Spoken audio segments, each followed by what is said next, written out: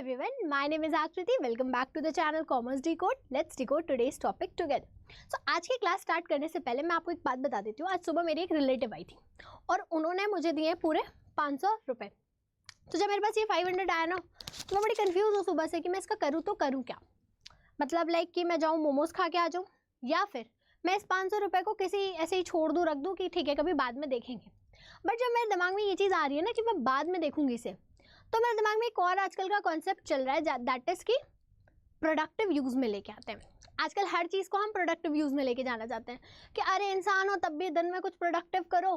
कोई सामान है तो उसका भी कोई प्रोडक्टिव यूज़ होना चाहिए, नहीं तो वो चीज़ क्या है, यूज़लेस है. तो अगर मैं इसको ऐसे ही रख दूँ तो यूज़लेस है, और मोमोज़ खा लूँगी तो भाई हेल्थ भी जाएगी और पैसे तो जाएंगे ही. तो मैंने सोचा कि जब मैं मोमोज़ खाने के लिए जा रही होंगी तो जैसे एक मार्केट में गई होंगी मैं, वहाँ पे मैंने मोमोज़ खाया होगा, तो सिमिलर वे में जब इसको मुझे प्रोडक्टिव यूज़ में लेके जाना है तो उसके लिए भी तो कोई मार्केट होगी ना. तो वो जो मार्केट है जहाँ पे हम अपने पैसों को प्रोडक्टिव वे यूज़ में लाते हैं या प्रोडक्टिव वे में कन्वर्ट करते हैं, उस मार्केट को हम बोलते हैं फाइनेंशियल मार्केट. जी हाँ, तो आज का हमारा टॉपिक है that is financial market and their components. इसके दो कॉम्पोनेंट्स होते हैं, money market and capital market.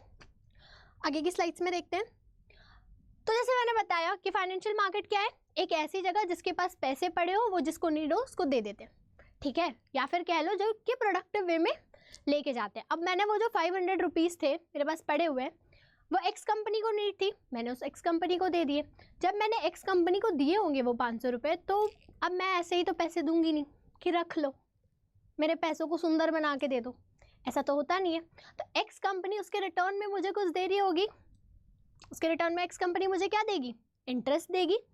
तो इसी तरह से जिसकी नीड थी वो भी फुलफिल हो गई और जिसका सामान था उसको भी कोई रिटर्न मिल गया. पैसे डबल होना किसी को बुरा नहीं लगता. तो फाइनेंशियल मार्केटिंग एक ऐसी जगह होती है जहाँ पे जिसके पास एक्सेस पैसे होते हैं, जिसको नीड होती है वो उसको दे देता है. A financial market is a big meeting place where people who have money that are called what, investor. जिसके पास पैसे हैं वो क्या है, इन्वेस्टर है. एक सेकेंड ना, इन्वेस्टर कहलाएगा. और जिसको नीड है वो कौन होता है, बोरोवर.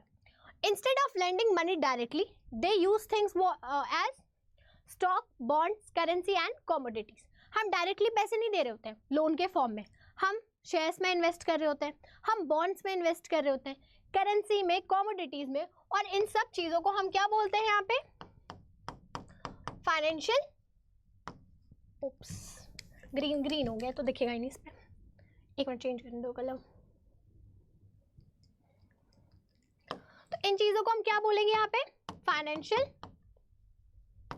एसेट. ओके. और हाँ, जब हम फाइनेंशियल मार्केट की बात करते हैं ना, तो ऐसा ज़रूरी नहीं है कि house hold direct financial market में इन्वेस्ट करे. हाउस होल्ड बैंक के थ्रू भी बिजनेस फर्म्स में या फिर आप कह लो इंडस्ट्रीज़ में इन्वेस्ट कर सकता है, या फिर फाइनेंशियल मार्केट के थ्रू डायरेक्टली भी इन्वेस्ट कर सकता है. तो मैंने बोला था ना कि इसके दो कंपोनेंट्स होते हैं. तो फाइनेंशियल मार्केट के दो कंपोनेंट्स आए हमारे पास, that are capital market and money market. एक सेकेंड. तो कौन से कंपोनेंट्स हैं हमारे पास, money market and capital market. जब हम कैपिटल मार्केट की बात करते हैं तो इसका मतलब हम लॉन्ग टर्म इन्वेस्टमेंट की बात कर रहे हैं, और इसे गवर्न कौन करता है, SEBI, stock exchange board of India. और जब हम मनी मार्केट की बात करते हैं तो ये क्या होता है, एक शॉर्ट टर्म फंडिंग होती है, और ये गवर्न होता है रिजर्व बैंक ऑफ इंडिया के थ्रू. मनी मार्केट के फर्दर इंस्ट्रूमेंट्स आते हैं, उसकी और कैटेगरीज नहीं है. बट हम जब कैपिटल मार्केट की बात करते हैं ना तो इसकी दो और कैटेगरीज आती है. पहली होती है प्राइमरी, दूसरी होती है सेकेंडरी.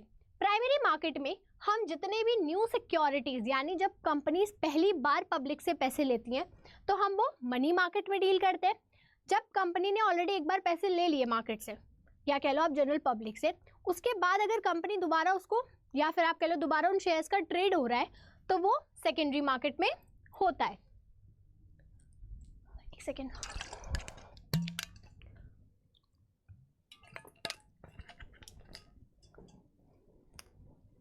सो फाइनेंशियल मार्केट के दो पिलर्स हैं, मनी मार्केट और कैपिटल मार्केट.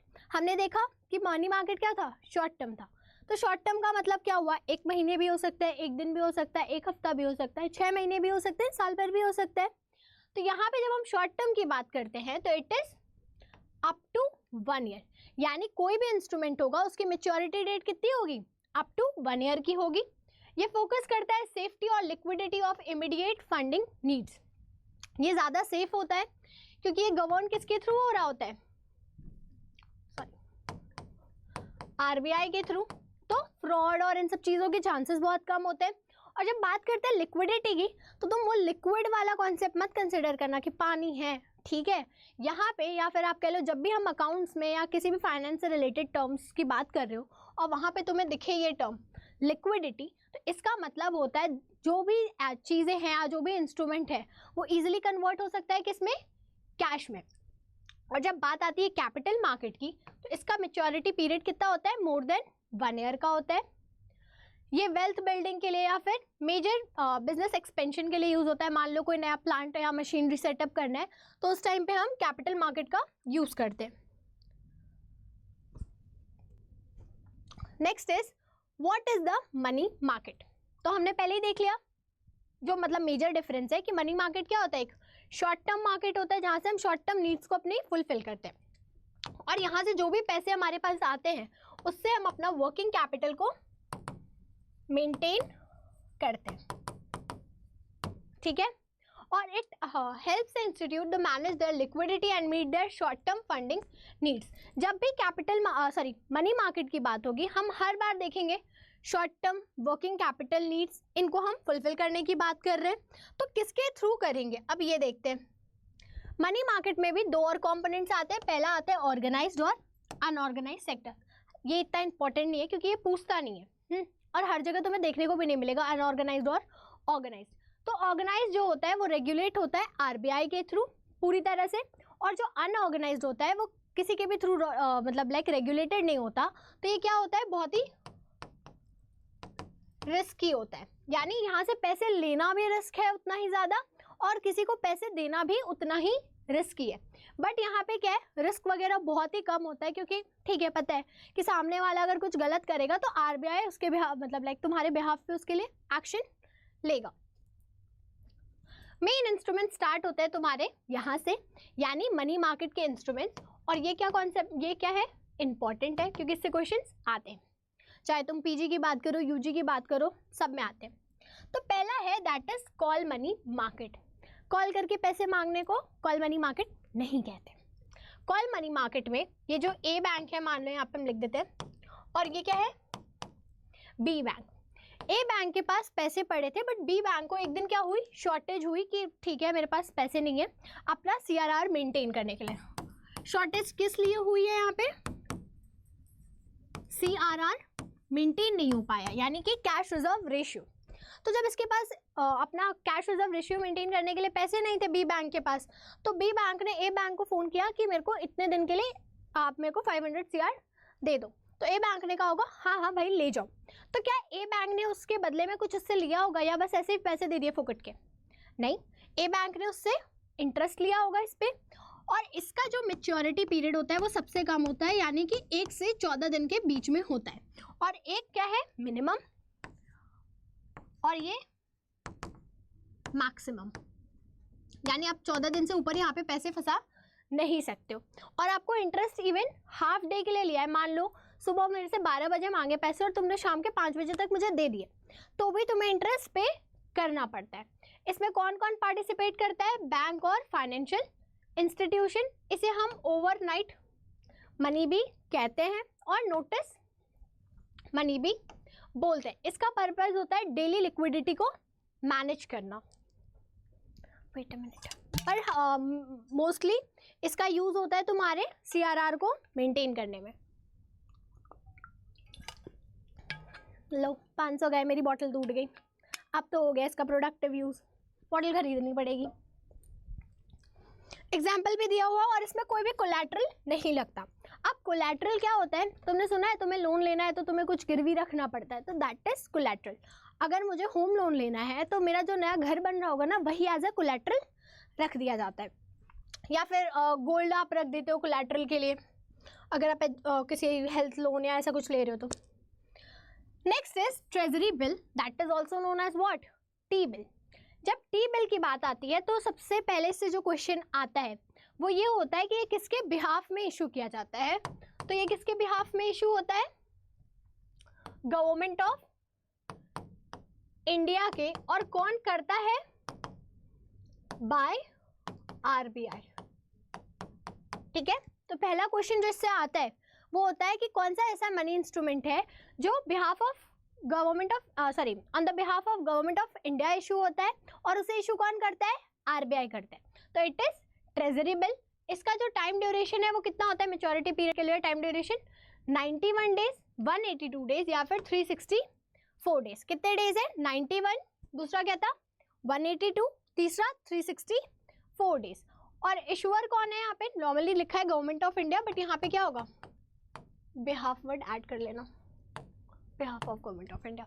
इसका पर्पस क्या होता है, गवर्नमेंट के शॉर्ट टर्म नीड्स को फुलफिल करना, और ये इसे जीरो कूपन बॉन्ड भी बोलते हैं। ये इशू होता है डिस्काउंट पे, और जब पैसे आपको रिटर्न किया जाता है तो उसकी फेस वैल्यू पे किया जाता है, और इसमें कोई भी इंटरेस्ट नहीं मिलता। तो अब आप कहोगे कि पैसे, तो ये तो फंसाने की बात हो गई, इंटरेस्ट भी नहीं मिल रहा, पैसे भी लगा के रखे हैं। तो जब तुमने खरीदी होगी 100 रुपये की चीज़, मान लेते हैं 80 रुपये में, तो 20 रुपये तुम्हें जब वो वापस आएगी तो वो तुम्हें 100 रुपये में मिलेगी, तो तुम्हें 20 रुपये का एक तरह से तो बेनिफिट हुआ ना। तो वैसे ही जब आप 25,000 का ट्रेजरी बिल लेते हो, ठीक है, तो आप पे कितना करते हो, मान लेते हैं 23,000, वो 2,000 रुपये तो तुम्हारे एक्सेस में तुम्हारे पास आए। तो ये कॉन्सेप्ट है। इसमें मिनिमम इशू की लिमिट सेट है, दैट इज 25,000। आप ना इससे कम कर सकते हो, इससे ज़्यादा कर सकते हो, बट इसके मल्टीपल में। ओके, अब मल्टीपल में कैसे, 25 का और 25 यानी 50 कर सकते हो। फिर अगला अगर तुम्हें और पैसे लगाना है तो 75 करोगे, 60 नहीं कर सकते। नेक्स्ट स्लाइड पे आते हैं। अगला है कॉमर्शियल बिल। कॉमर्शियल बिल को हम बिल्स ऑफ एक्सचेंज के नाम से भी जानते हैं। और बिल्स ऑफ एक्सचेंज कौन से सेक्शन में डिफाइंड है, सेक्शन नंबर, याद आ रहा है, नेगोशिएबल इंस्ट्रूमेंट एक्ट कवर किया, मतलब हमने इसको कवर किया था, sorry, section number 5 of negotiable instrument act year 1881। Okay, तो कॉमर्शियल बिल का दूसरा नाम क्या है, bills of exchange, section number 5। तो कॉमर्शियल बिल बनाता कौन है, एक ये क्वेश्चन इससे बहुत वो होता है, सेलर, इट इज मतलब लाइक इसका ड्रॉअर कौन है, सेलर है, और सामने वाले पर्सन को यानी बायर को इसको क्या करना पड़ेगा, एक्सेप्ट करना पड़ेगा, तभी ये फर्दर यूज में आ सकता है। अगर सामने वाले ने एक्सेप्ट नहीं किया तो ये वहीं पे कैंसिल हो जाता है। तो commercial bill is a short term negotiable instrument used in trade transaction, specially when goods are sold on credit. कब यूज होता है, जब गुड्स को हम क्रेडिट पे देते हैं। बनाने वाला कौन होगा, इसको सेलर होता है, एक्सेप्ट कौन करेगा, बायर करेगा। बट मान लो इसमें तो मैच्योरिटी डेट का कॉन्सेप्ट होता है, सामने वाले पर्सन ने मुझे 3 महीने की बाद की डेट दी है। ऐसे एग्जाम्पल लेते हैं, रणविजय को पैसे चाहिए थे, नहीं क्रेडिट की बात हो रही है ना, रणविजय की शॉप है परफ्यूम की, मैंने रणविजय से बोला कि मुझे इतने इतने परफ्यूम्स दे दो बट मुझे क्रेडिट पे चाहिए। तो रणविजय ने कहा ठीक है, मैं तुम्हें बिल्स ऑफ एक्सचेंज बना के दे रहा हूँ, तुम यूज़ कर लेना अपने अकॉर्डिंगली। ओके, तो उसने मुझे बोला कि तुम्हें पेमेंट करनी होगी दिसंबर में, बट रणविजय को बीच में अक्टूबर में नीड पड़ गई पैसों की क्योंकि उसका बर्थडे था। तो रणविजय ने क्या डिसाइड किया कि ठीक है मेरा बर्थडे है पर मेरे पास इसका बिल्स ऑफ एक्सचेंज पड़ा है, तो मैं क्या करूँ, इसको बैंक से जाकर डिस्काउंट करवा लेता। तो हम अगर हमें इमीडिएट नीड है बिल्स ऑफ एक्सचेंज कह लो या कॉमर्शियल पेपर के थ्रू, तो हम इसे क्या करवा सकते हैं, बैंक से डिस्काउंट। अब डिस्काउंटिंग क्या होता है, डिस्काउंटिंग का बहुत ही सिंपल सा मतलब होता है कि बैंक के पास वो गया, उसने बोला बैंक आप मुझे इसके रिटर्न में पैसे दे दो। ओके, तो बैंक उसको इमीडिएटली मान लो 25,000 का है तो उसे मान लो 22,000 देगी और 3,000 अपने नॉमिनल चार्जेस के नाम पे रख लेगी। हालांकि 3,000 नॉमिनल नहीं होगा, हम ले लेते हैं 100, ये भी कम है बट ठीक है, 100 रुपीज़ ऐसा नॉमिनल चार्ज रख लेगी और बाकी उसे दे देगी। तो अब रणविजय को तो पैसे मिल गए, बिल्स ऑफ एक्सचेंज किसके पास रहा, बैंक के पास।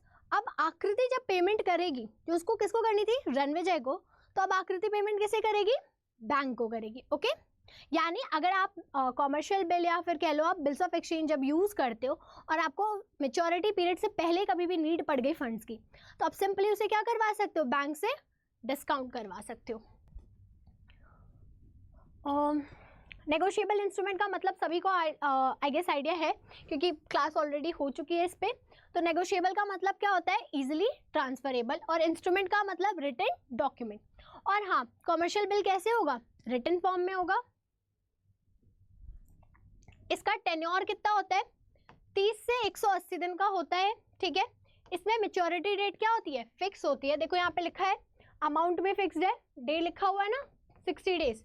इसमें ग्रेस डेज भी मिलते हैं, यानी अगर नेशनल हॉलीडे पड़ रहा है किसी दिन नहीं, 15 अगस्त को मान लो नेशनल हॉलीडे है हमारा, और तुम्हारा मेच्योरिटी डे उसी दिन पड़ रहा है, तुम्हारा ये 60 डे कब कंप्लीट हो रहा है, 15 अगस्त को, तो तुम्हें 3 दिन और एक्स्ट्रा मिलेंगे। ऐसा नहीं होगा कि तुम पे फाइन इम्पोज हो जाएगा कि तुमने उस दिन लाके मुझे पेमेंट क्यों नहीं की।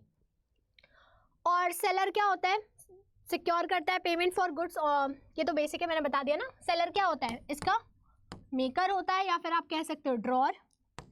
बायर क्या हो गया यहाँ पे, ड्रॉई, जैसे पैसे देने हैं, और बैंक इसको यूज करता है किस में, किस चीज में हेल्प करता है, डिस्काउंटिंग करने में हेल्प करता है।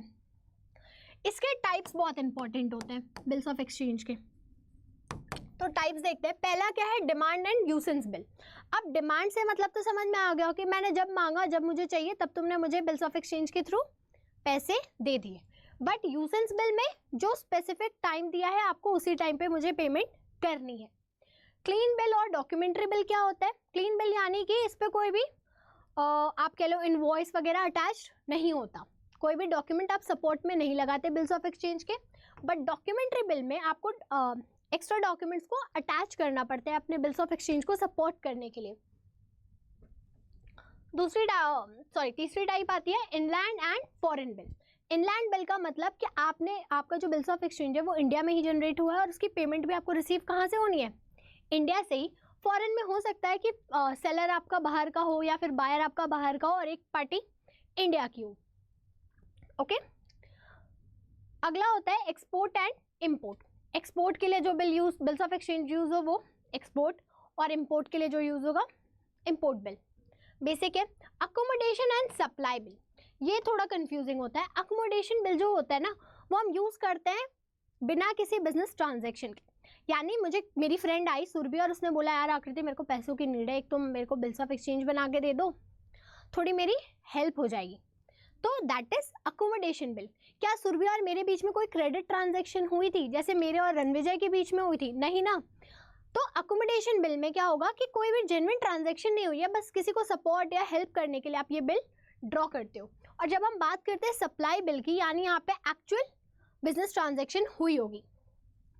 आई होप ये क्लियर हो, क्योंकि ये बहुत ही मतलब लाइक हमने ऑलरेडी कवर अप करके रखा था, और थोड़ा सा बस ऐसे लाइक नाम से जान लोगे तो पता चल जाता है।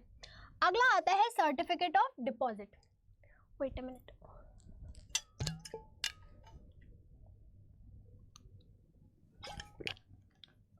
भगवान सब कुछ हो जाए, खांसी ना हो, ठीक ही नहीं होती मेरी तो। सर्टिफिकेट ऑफ डिपॉजिट की बात करें तो ये भी क्या है, एक शॉर्ट टर्म डिपॉजिट होता है। इसे इशू कौन करता है, बैंक या फाइनेंशियल इंस्टीट्यूशन इशू करते हैं। ये एक तरह का क्या है, प्रॉमिसरी नोट। अब जब बात प्रॉमिसरी नोट की आई तो इसका सेक्शन बताना, तो याद आ रहा है, याद ही नहीं होगा, देखा ही नहीं होगा, पता ही नहीं होगा तुम सबको। देख तो इसका सेक्शन क्या होता है, 4 होता है नेगोशिएबल इंस्ट्रूमेंट एक्ट का। और प्रॉमिसरी नोट की बात करें तो इसे बनाता कौन है, बिल्स ऑफ एक्सचेंज में कौन ड्रॉ करता था, सेलर, और यहाँ पे कौन ड्रॉ करेगा इसको, बायर, ओके। ये किस तरह से है, कॉमर्शियल बिल तुम्हारा as a bills of exchange था, सर्टिफिकेट ऑफ डिपॉजिट होता है प्रॉमिसरी नोट की तरह। जब भी किसी बैंक या इंस्टीट्यूशन को रियलाइज होता है कि उसे पैसों की नीड है, तो वो क्या करते हैं, सर्टिफिकेट ऑफ डिपॉजिट को इशू करते हैं। और ये इस पे फेस वैल्यू और मेच्योरिटी पीरियड मेंशन्ड होता है क्लियरली। और ये क्या है, ट्रांसफरेबल है, यानी एक पार्टी से दूसरी पार्टी हम इजिली इसको ट्रांसफर कर सकते हैं। Due to their negotiable nature they are also known as what, negotiable certificate of deposit. Obvious C चीज़ है भाई कि अगर ट्रांसफर हो सकता है तो वो क्या है, नेगोशिएबल है। इसके इशूअर कौन होता है? कॉमर्शियल बैंक्स और फाइनेंशियल इंस्टीट्यूशन। एक क्वेश्चन ये भी होता है कि जो सर्टिफिकेट ऑफ डिपॉजिट होता है उसे इशू कौन करता है? कॉमर्शियल बैंक्स और फाइनेंशियल इंस्टीट्यूशंस। और इसका मैच्योरिटी पीरियड कितना होता है? 7 दिन से 1 साल तक का होगा। Banks are not allowed to discount them. कौन सा ऐसा इंस्ट्रूमेंट हमने अभी तक पढ़ा जो डिस्काउंट पे इशू होता था? कितना पता है तुम सबको? ऐसे ही समझ में आ जाएगा इसी क्वेश्चन से। जिसके दिमाग में करेक्ट आंसर आया भाई तुमने तो सही पढ़ा, जिसने नहीं समझ में आ रहा है उसको थोड़ा वापस से जाके चेक करो एक बार। डिस्काउंट पे हम और क्या इशू करते हैं?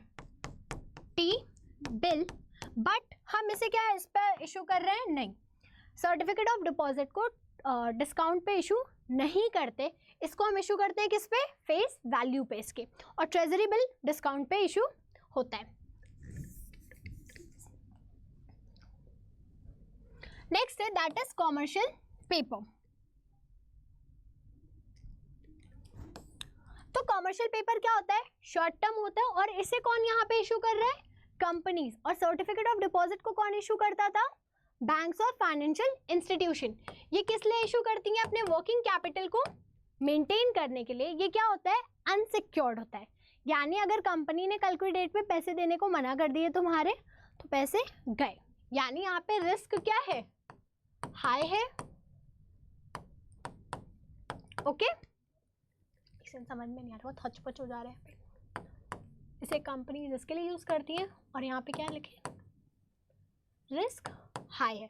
क्यों? क्योंकि यहाँ पे कोई भी कोलैटरल नहीं होता। Typically issued by the large and financially stable companies. इसे जैसे रिलायंस, टाटा ऐसी कंपनीज यूज करती है जिनके पास होता है कि ठीक है हम दे पाएंगे, क्योंकि अगर आपने ये इशू कर दिया तो आप पे एक और क्या बन जाएगी? लाइबिलिटी बन जाएगी। मेच्योरिटी पीरियड इसका कितना होता है?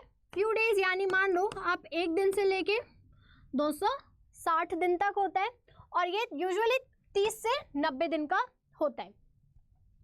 ये किस पे इशू होता है? डिस्काउंट प्राइस पे, और रीपे होता है किस पे? फेस वैल्यू पे, similar to treasury bill upon the maturity date, अपनी मेच्योरिटी डेट पे। इसके और तुम्हारी ट्रेजरी बिल के ये वाला फीचर क्या एकदम सेम है, और इसका डिफरेंस जो होता है, यानी डिस्काउंट पे वही 100 रुपए की चीज़ थी, मुझे 80 रुपए पे मिली, पर थी तो 100 रुपए की, और जो वो 20 रुपए बाद में मुझे जब मिले होंगे 80 के साथ 100 रुपए मिले मुझे, तो वो 20 रुपए क्या हो गए? मेरा इंटरेस्ट कंसिडर किया जाएगा। Mainly use to finance what? Working capital को फाइनेंस करने के लिए यूज करते हैं, और ये लार्ज डिनोमिनेशन में इशू होता है, और इसमें मिनिमम तुम्हारा होता है दैट इज 5 लाख, और सर्टिफिकेट ऑफ डिपॉजिट में मिनिमम होता है तुम्हारा दैट इज 1 लाख। मिनिमम है, मल्टीपल कुछ मैक्सिमम कुछ भी हो सकता है, बट मिनिमम इतना ही है। मिनिमम तुम्हारा ट्रेजरी बिल का इंपॉर्टेंट होता है, कितना होता है? दैट इज 25,000, और अगर फर्दर इशू करना है तो उसके डबल में इशू करोगे, यानी मल्टीपल पे इशू करते हो आप। अगला आता है हमारा कैपिटल मार्केट। कैपिटल मार्केट एक ऐसा मार्केट होता है जहां पे कंपनीज पैसे किससे ले रही है? जनरल पब्लिक से, या फिर पहले ही जो उसने सिक्योरिटीज पब्लिक में दे रखी है उनका ट्रेड होता है। बट क्या शॉर्ट टर्म पीरियड के लिए होता है कि लॉन्ग टर्म पीरियड के लिए? It is always more than 1 year. The capital market is a financial market where companies, government organization raise long-term fund by issuing what? Their securities. अब securities में equity, preference share, कुछ भी हो सकता है, stock, bonds, सब आएगा। ये कनेक्ट करता है किसको? इन्वेस्टर्स को, किससे? कंपनीज से, और डील्स करता है तुम्हारे में मतलब लाइक लॉन्ग टर्म सिक्योरिटीज में। और इसके बेसिकली 2 कैटेगरीज आती है हमारी, पहली प्राइमरी, दूसरी सेकेंडरी। प्राइमरी कौन सी होती है? जिसमें हम नए शेयर्स को लाते हैं, और सेकेंडरी में हम एग्जिस्टिंग सिक्योरिटीज से डील करते हैं। The main component of the capital market, primary and secondary. Primary क्या हो गया कि पहली बार आप जनरल पब्लिक से पैसे लेने जा रहे हो, और सेकेंडरी में पहले से पब्लिक से पैसे तो ले लिए, तो अब कंपनी क्या हो जाती है? एक तरह से थोड़ी साइड हो जाती है, जिनके पास ऑलरेडी शेयर्स पड़े वो एक दूसरे के साथ डील करते हैं। Where the new securities are issued for the first time, a company raise capital directly from the investors. यहाँ पे डायरेक्ट कनेक्शन होता है किसका? इन्वेस्टर और कंपनी का। इसका एग्जाम्पल है IPO, राइट इश्यूज और प्राइवेट प्लेसमेंट। हम आगे देखेंगे कि आईपीओ और प्राइवेट प्लेसमेंट और राइट इशू का डिफरेंस क्या होता है।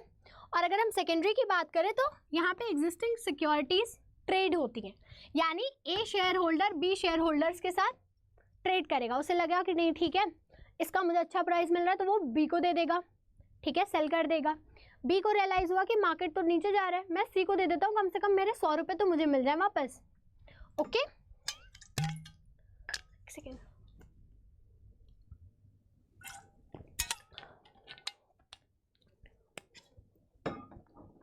No money goes to the company, just investor to investor transaction. यहाँ पे कोई भी पैसे कंपनी के पास नहीं जा रहे हैं, जितनी भी ट्रांजेक्शन हो रही है किसके थ्रू हो रही है, कंपनी टू कंपनी। इसका एग्जाम्पल है NSC, BSc and OTC market.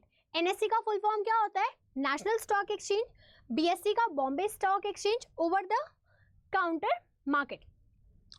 एक और याद रखना बीएससी के बारे में, बीएससी इंडिया का ओल्डेस्ट स्टॉक एक्सचेंज है, इससे क्वेश्चन आया हुआ था तो मैंने सोचा मैं बता दूं भाई, नाम आ गया तो क्यों छोड़ना। प्राइमरी मार्केट की बात करते हैं तो प्राइमरी मार्केट में हमने क्या देखा कि एक ऐसी मार्केट जहां पे कंपनीज पहली बार जनरल पब्लिक से पैसे ले रही थी।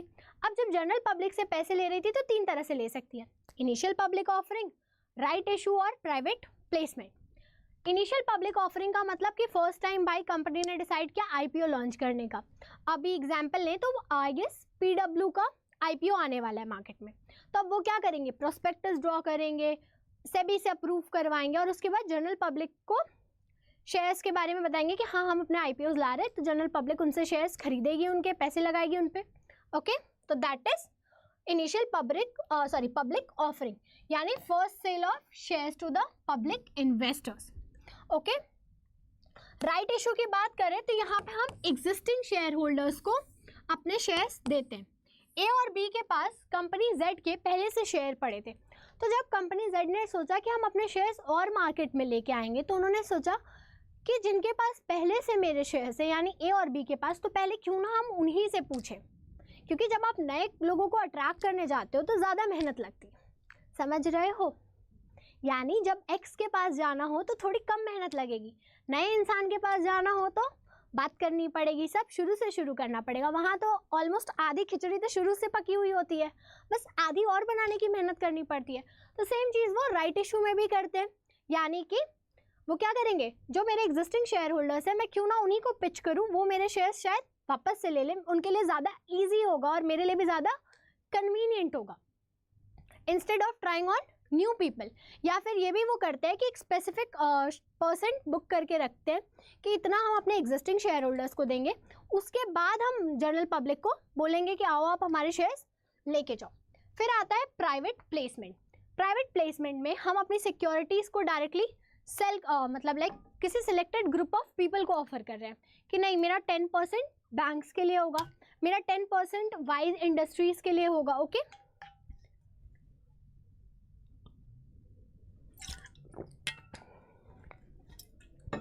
तो प्राइवेट प्लेसमेंट में क्या है कि सिलेक्टेड ग्रुप ऑफ इन्वेस्टर्स के पास हम जाते हैं और it is a private deal not a open to the general public. ये प्राइवेट डील होगी, हर किसी को इसके बारे में आइडिया नहीं होता, एक परसेंटेज फिक्स होता है कि ठीक है वाई ग्रुप को देंगे जेड ग्रुप को देंगे। इन दोनों के बीच में कंफ्यूजन होती है कि राइट इशू और प्राइवेट प्लेसमेंट कहीं सेम तो नहीं है। जब भी राइट इशू याद आए तो राइट्स किसके पास होते हैं, जो तुम्हारे साथ पहले रहा हो यानी एग्जिस्टिंग शेयर होल्डर्स के पास।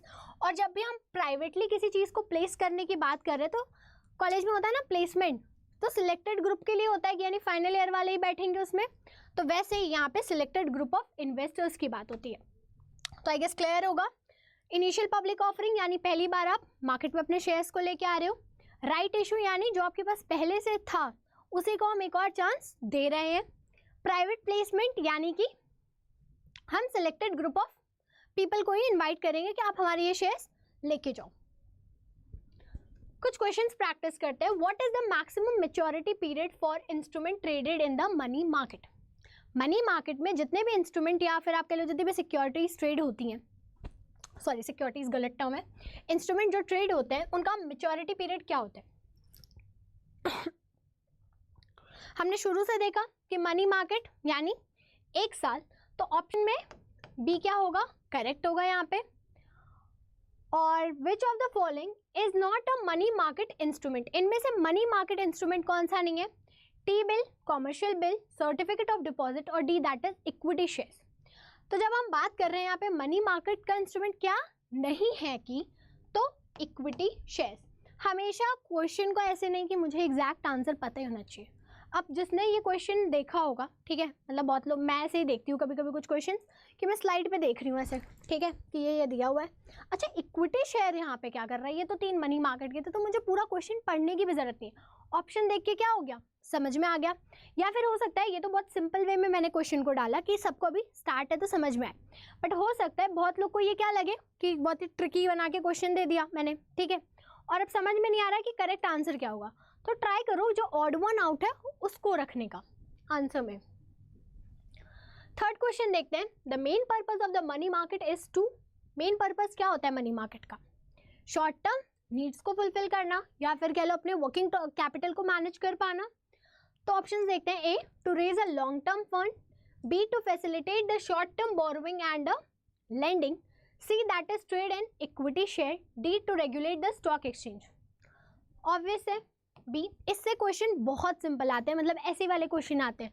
सीयूईटी में क्वेश्चन ये पूछा था कि प्राइवेट प्लेसमेंट के टाइम पे क्या होता है, और ऑप्शन दे दिया था एग्जिस्टिंग शेयर होल्डर्स को देते हैं, सिलेक्टेड ग्रुप ऑफ पीपल को देते हैं, या फिर ए या बी या फिर सिर्फ बी, ऐसे क्वेश्चन आएंगे। Okay, which of these characteristic of money market instrument, इनमें से कौन सा मनी मार्केट इंस्ट्रूमेंट है, कैरेक्टरिस्टिक है उसका? पहला highly liquid, long maturity period, high risk, fix dividend by the payment. ये तीनों ही तुम्हारे किसके हैं? कैपिटल मार्केट के हैं। तो करेक्ट आंसर क्या होगा यहाँ पे? Option number A, that is highly liquid.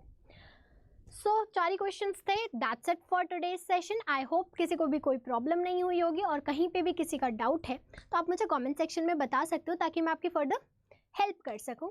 So thank you so much.